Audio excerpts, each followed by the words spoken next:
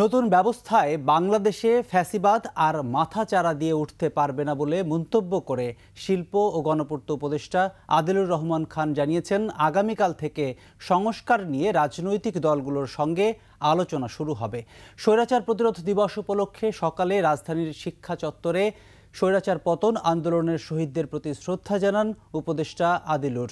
এ সময় সমাজতান্ত্রিক ছাত্র ফ্রন্ট, বিপ্লবী ছাত্র মৈত্রী, পাহাড়ি ছাত্র ফ্রন্ট, স্বৈরাচার বিরোধী ছাত্র পরিষদ, ৯০-এর সর্বদলীয় ছাত্র ঐক্য এবং ৮২ থেকে ৯০ ছাত্র আন্দোলনের নেতাকর্মীরা উপস্থিত ছিলেন। তারা বলেন, ৯০ এবং ২৪-এর স্বৈরাচার পতনের আন্দোলন একই সূত্রে গাঁথা। দেশের চলমান পরিস্থিতিতে সব ষড়যন্ত্র মোকাবেলা করে সকল রাজনৈতিক দলগুলোকে ঐক্যবদ্ধ থাকারও আহ্বান তাদের।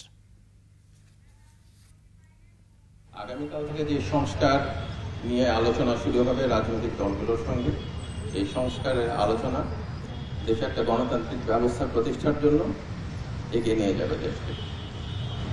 আমি আশা করি বাংলাদেশ কখনোই আর ফ্যাসিবাদের দিকে ফিরে যাওয়ার সুযোগ রাখবে না।